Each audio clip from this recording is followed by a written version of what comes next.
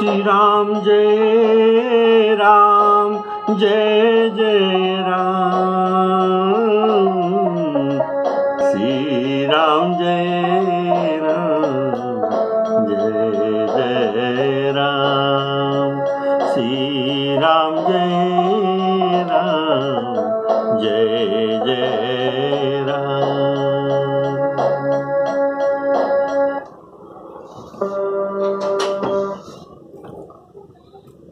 आदरणीय श्रोताओं को सप्रेम राम राम कहते हुए आज का राम कथा पे पास लाई हूँ। प्रेम से सुनते रहिए। बोलिए श्यावर रामचंद्र की।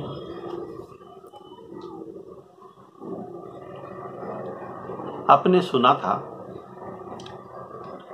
रावण रथ पर चढ़कर अकेला ही वहां चला। कहा? जहां समुद्र के किनारे मारीच रहता है।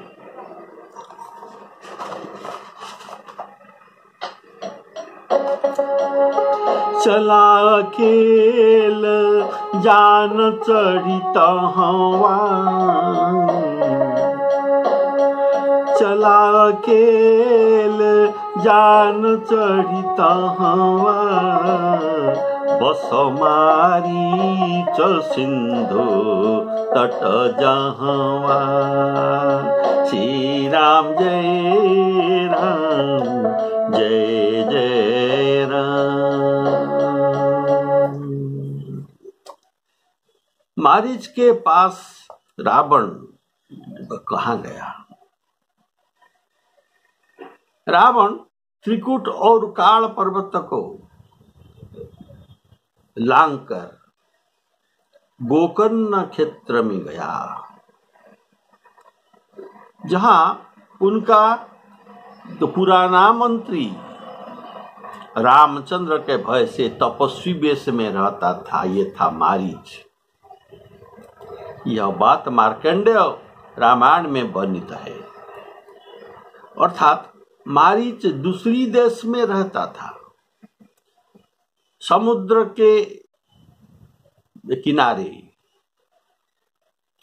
मारीच का घर था।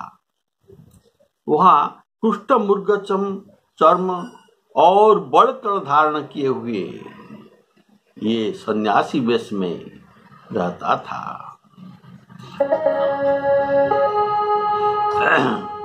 तंतु गत्वा परं पार समुद्रस्य नदीपते। नदीपते समुद्र के पार। तंतु गत्वा परं पार समुद्रस्य नदीपते, ददर्श आश्रम एकांत पुण्यरम्ये वनांतरे। ये बात वाल्मीकि रामायण में लिखा गया है। वह अकेला गया जिससे शत्रु को यह बात पता न चले। अगर कोई जान सकता है तो कभी ना कभी अवश्य ये बात खुल जाता। अब पंचवटी में रावण जाकर युद्ध करता तो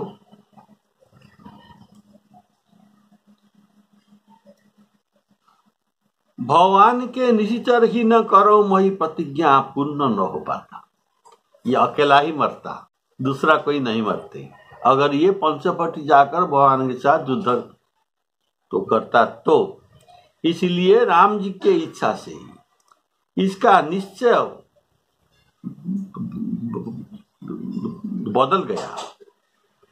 इनका जो राम जी के साथ युद्ध करके उनको जीत कर सीता को ले आऊंगा या राम जी के हाथ मरूंगा, ये निश्चय उनका बदल गया। इसीलिए ये मारीच के पास आता है। ये राम जी की इच्छा पर ये सब काम सब चलता है। तब कपट से सीता को हरण कर लेने का मन में यह निश्चय रावण के मन में आ गया। इसलिए ये मारीच के पास गया और मारीच जब कपट मृग वेश धारण करके लखन जी के स्वर में पुकार करेगा, इसमें भी राम जी की प्रेरणा थी, हरि इच्छा थी। तो कपट मृग लेकर आने में राम जी का परीक्षा भी हो जाएगा, ऐसा रावण सोचता है। ये भगवान है या राजकुमार है? अगर भगवान हो तो सब जानकर ये सब जान जाएंगे और ये जो कपट मृग के पीछा ये नहीं करेंगे। और मनुष्य होते तो जो मृग के पीछे तो दौड़ेंगे। और मैं उनके स्त्री को ले आऊंगा। किंतु भगवान देवकार्य के लिए मनुष्य की तरह ये मृग के पीछे दौड़ते हैं। बोले श्यावर रामचंद्र की जय। यहाँ श्री रामचंद्र जी ने जैसे युक्ति बनाए, शंकर भगवान जी कहते हैं, हे उमा, यहाँ श्री रामचंद्र जी ने जैसे युक्ति बनाए, हे उमा उस सुंदर कथा को सुनो। जब लक्ष्मण जी ने कंदमूल फल लेने वन को गए थे, उसी समय दया और आनंद का राशि श्री रामचंद्र जी ने जानकी को कहा,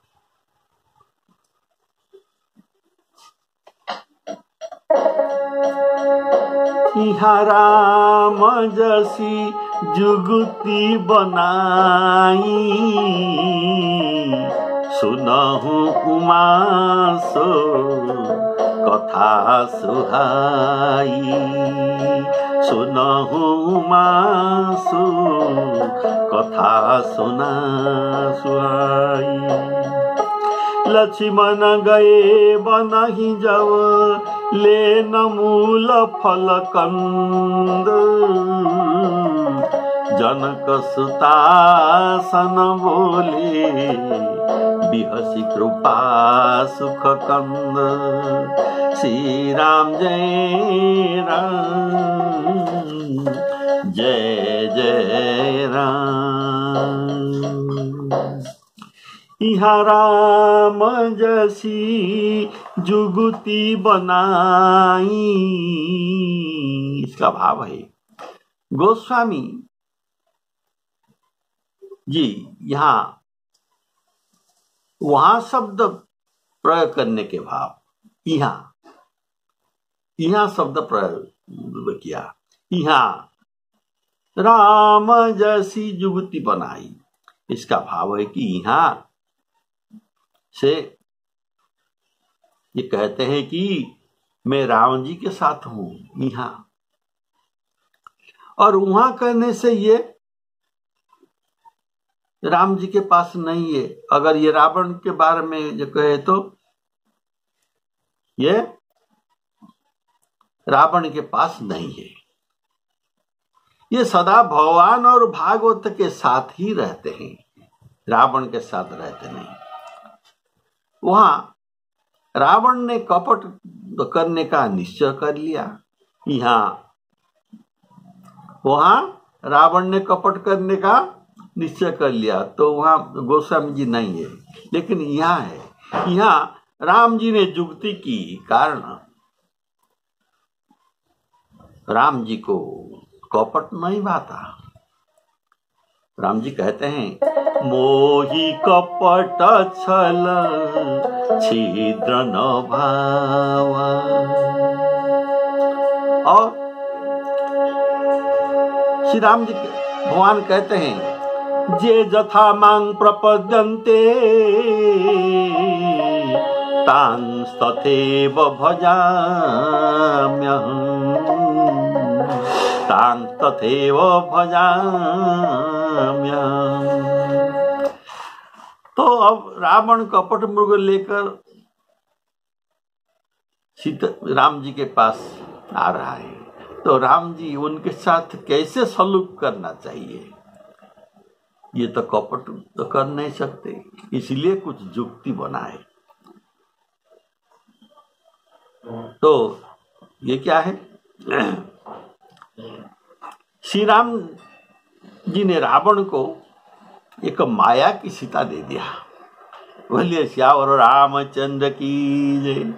यह था युक्ति, उनके साथ कपट नहीं। तो शंकर भगवान उमा नाम से उनको संबोधन करके कहते हैं, सावधान कर देते हैं कि अब श्री रामचंद्र जी के लीला होती है, जिसे देखकर तुम्हें मोह हो गया था। कि कैसा मोह? खोज ईसो की अज्ञानी बनारी, ब्रह्मज व्यापक बीरज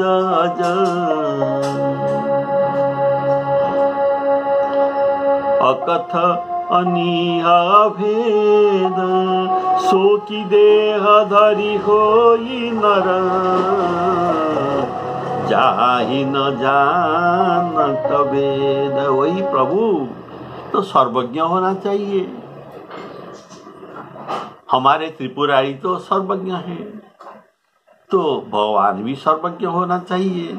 तो ये कैसे जान नहीं पाते? उनके सीता पत्नी को रावण ले गया, तो इसी से तुमको मोह हुआ था। तो इसलिए तुमको सावधान कर देता हूं, तुम सावधान होकर मन लगाकर ये बात सुनो।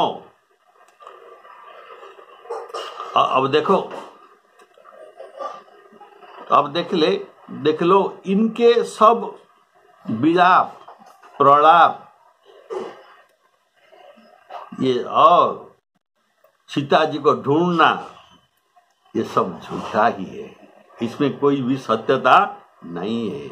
ये केवल लीला और नाटक मात्र है। प्रभु ने तो स्वयं मायावी सीता बनवा कर उसका हरण करवाया है, और स्वयं ही उनके वियोग में रोए।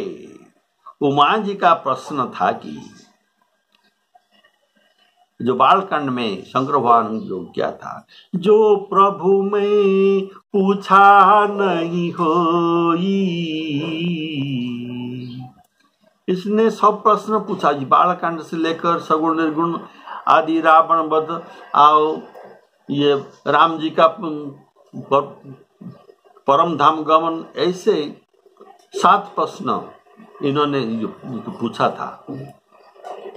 इसके बाद भी ये कहते हैं जो मैं आपको न पूछ सका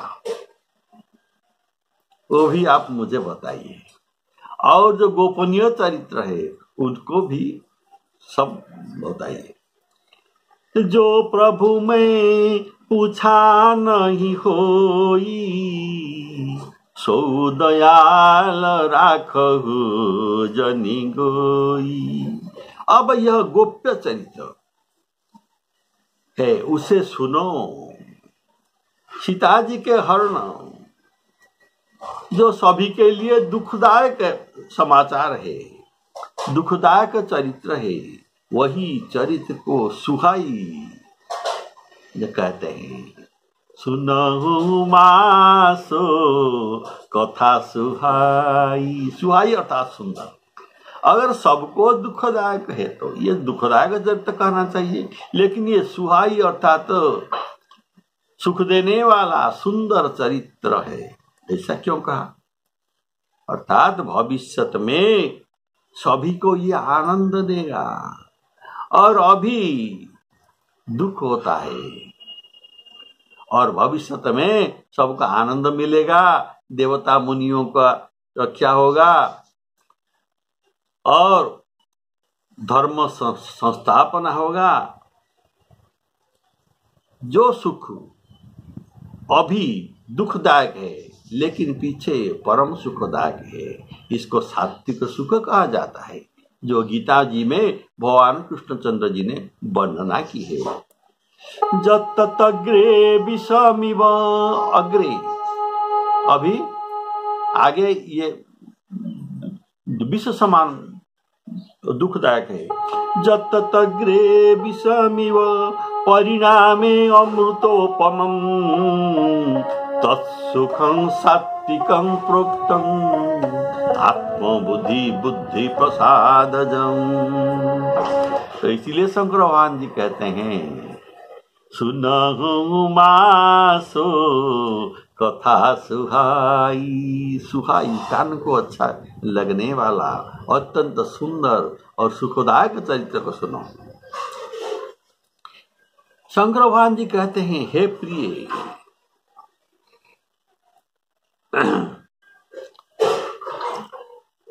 अभी ये सुखदायक चरित्र सुनो।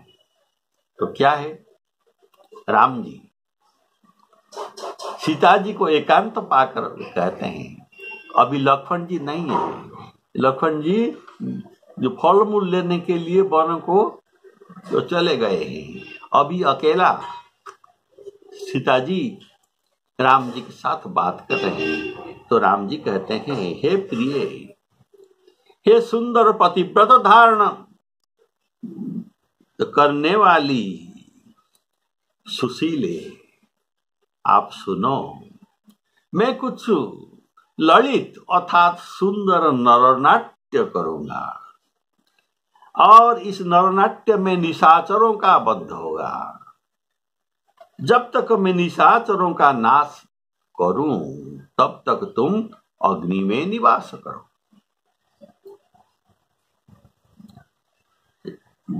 जैसे ही श्री राम जी ने सब बखान कर सीता जी को कहा, वैसे ही प्रभु के चरण को हृदय में धारण करके वे अग्नि में समा गए। सीता जी अग्नि में समा गए। श्री सीता जी के अपना प्रतिबिंब वहां छोड़ा। सीता जी ने अपना प्रतिबिंब वहां रखा, जिसमें सीता जी जैसे शील, सुंदर रूप और अत्यंत विनम्रता भी थी। वैसे ये माया सीता, प्रतिबिंब सीता वहां रख दिया। और भगवान ने जो कुछ लीला रची उस भेद को लक्ष्मण जी भी नहीं जान सके। बोलिए श्यावर रामचंद्र की जय। सुनहु प्रिया व्रत रुचिर सुशीला, सुनहु प्रिया व्रत रुचिर सुशीला, मैं कछु करबी ललित नरलीला, तुम पावक महु करहु निवास, जो लगी करऊं निशाचर नासा। जब ही राम सब कहा बखानी, प्रभु पद धरि दीजिया, प्रभु पद धरि हिया अनल समानी। निज प्रतिबिंब राखित सीता, तैसे शील रूप सुबिनीता, लक्ष्मण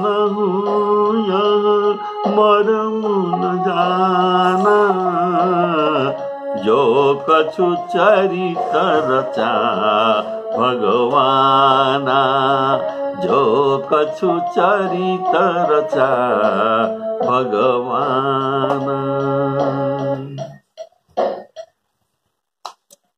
सुनहु प्रिया व्रत रुचिर सुशीला।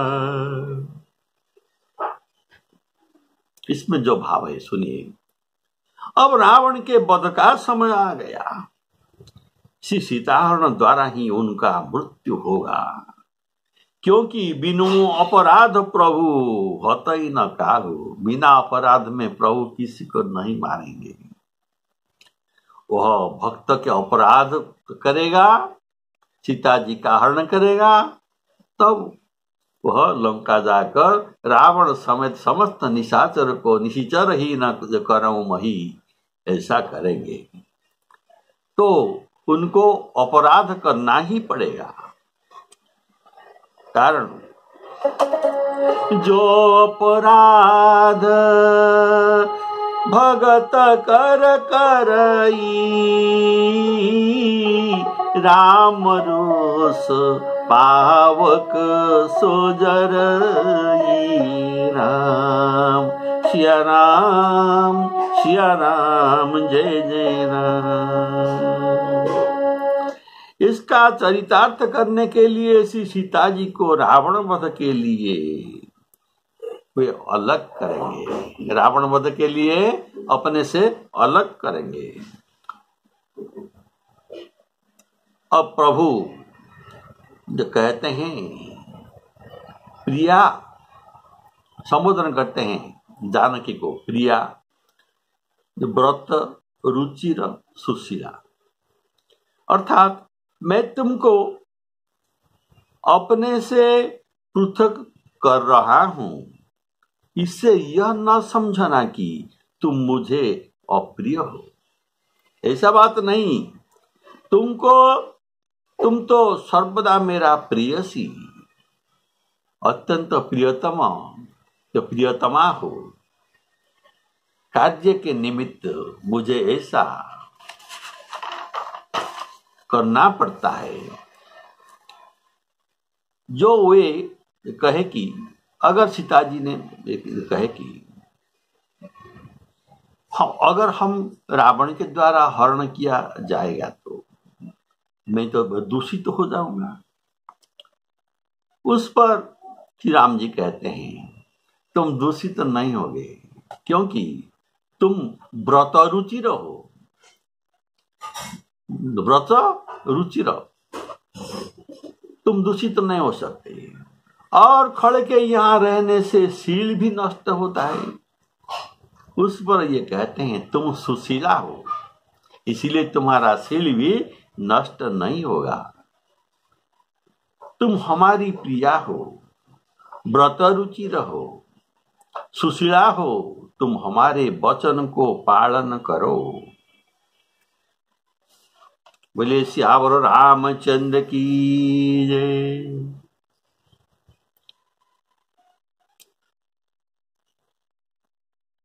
और व्रत रुचिर का अर्थ है, व्रत रुचिर, ये जो कहा तुम व्रत रुचि रहो, इसका अर्थ है एक ही धर्म, ये पतिव्रत का धर्म है। एक ही धर्म एक व्रत नेमा, काय वचन मन पतिपद प्रेमा। ये पतिव्रत धर्म, इसीलिए कहते हैं तुम व्रत रुचि रहो। बोलिए श्यावर रामचंद्र की जय। और मेरा नरनाट्य में मैं अत्यंत सुंदर नरलीला करूंगी। मैं कछु करवी ललित नरलीला। ललित अर्थात जिस लीला, अर्थात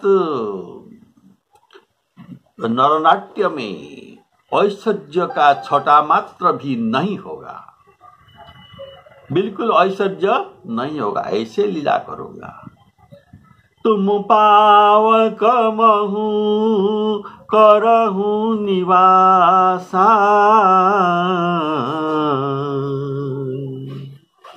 यह कहने का भाव अग्नि में वास करने को श्री राम जी सीता जी को कहते हैं, क्योंकि अंत में इस अग्नि को ही साक्षी देकर इसी में से सीता जी को प्रकट किया जाएगा। सीता परम सीता प्रथम अनल महु राखी, प्रगट की न चाह अंतर साखी। रावण को वध करने पर जब सीता जी से श्री राम जी मिलते हैं, तुमको अग्नि परीक्षा देना होगा। इसका कारण असली सीता को अग्नि से निकालना पड़ेगा। इसमें अग्नि ही साक्षी है। बोलिए सियावर रामचंद्र की जय।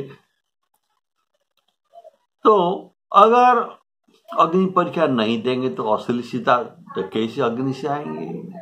इसीलिए सीता प्रथम अनल महु राखी, यही बात है। सीता जी को अनल में रहना पड़ेगा। और अग्नि ये ब्रह्मों का एक रूप भी है। इसी कारण तुम हमसे पृथक भी नहीं होगे। मैं तो ब्रह्म हूं, अग्नि भी हमारे रूप है, इसीलिए तुम हमसे पृथक नहीं होंगे। हमारा नित्य संयोग ही तुम्हारे साथ रहेगा। बोलिए सियावर रामचंद्र की जय। वियोग कभी नहीं होगा। यह बात सतीमोह प्रकरण में बाणकांड में प्रमाणित भलीभांति प्रमाणित हुई है।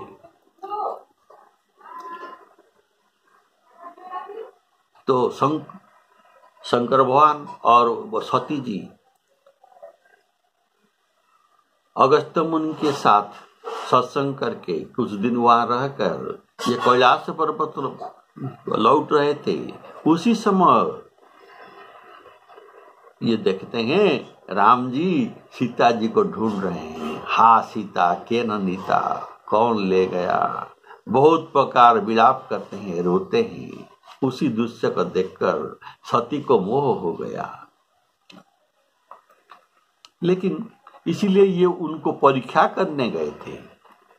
लेकिन परीक्षा में क्या हुआ? जिन सीता को ये ढूंढ रहे थे श्री राम जी, वही राम सीता को ये देखते हैं। आगे भी देखते हैं, पीछे भी देखते हैं, जहां चित्त वहीं, सब जगह वही दृश्य देखते हैं। इसी बात से प्रमाणित होता है सीता राम का नित्य संयोग है। सती दीख कौतुक मग जाता, आगे राम सहित श्री भ्राता। फिरी चितवा पाछे प्रभु देखा, सहित बंधु सिया सुंदर वेशा। सीता जी को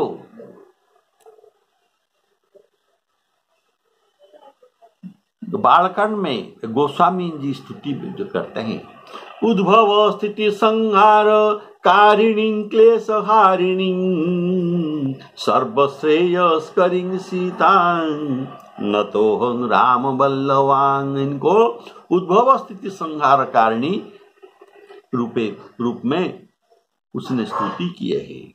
अतः बिना संहार कारिणी में शक्ति में निशिचर का नाश श्री राम जी के प्रतिज्ञा ये पूरा नहीं हो सकता। इसीलिए सीता जी को लंका जाना ही पड़ेगा। तो यह शक्ति रावण के साथ लंका को जाकर राक्षस कुल का संहार करेगी। यह बात मंदोदरी रावण को समझाया था। क्या समझाया? तब कुल कमल विपिन दुखदाई, सीता शीत निशा समाई। अर्थात जो तुम्हारे घर में उपस्थित है, जिन्हें तुम सीता समझते हो, उन्हें कालरात्रि समझो। वे सभी ये सर्वलंका नाशिनी है। जो शक्ति महाकाली महालक्ष्मी आदि रूप में असुर नाशिनी है, वही शक्ति यहाँ प्रतिबिंब रूप में असुर संहारिणी कालरात्रि लंका में उपस्थित है। ये बात वाल्मीकि जी वर्णन करते हैं। जा सीतात्यभिजानीषि, जिनको तुम सीता समझते हो, या सीतात्यभिजानीषि, जेयं तिष्ठति ते गृहे, जो तुम्हारी गृह में तिष्ठती रहती है, कालरात्रि तितांग विद्धि, सर्वलंका विनाशिनी।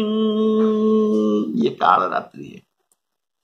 तो पावक में सीता जी का निवास करने में और एक भाव है कि श्री राम जी अग्नि को अपना पिता भी मानते हैं, क्योंकि अग्नि के दिए हुए पिंड से, चरुवर्ण से इनका जन्म हुआ था, और स्त्री अपने पिता या पति के घर में सुरक्षित रह सकती है और शुद्धि रह सकती है। इसी और भी एक बात है, ऋषि कन्या वेदमती ने प्रभु के प्राप्ति के लिए तप कर रहा था। उसी को देखकर रावण ने उसे जबरदस्ती पकड़कर लंका को ले जाना चाहा। तब उन्होंने शाप दिया था कि तेरा नाश मेरे द्वारा ही होगा। यह कहकर उसने अपना शरीर त्याग दिया था। कौन? वेदमती ने। वही यहाँ सीता जी के प्रतिबिंब है। उसी में सीता जी का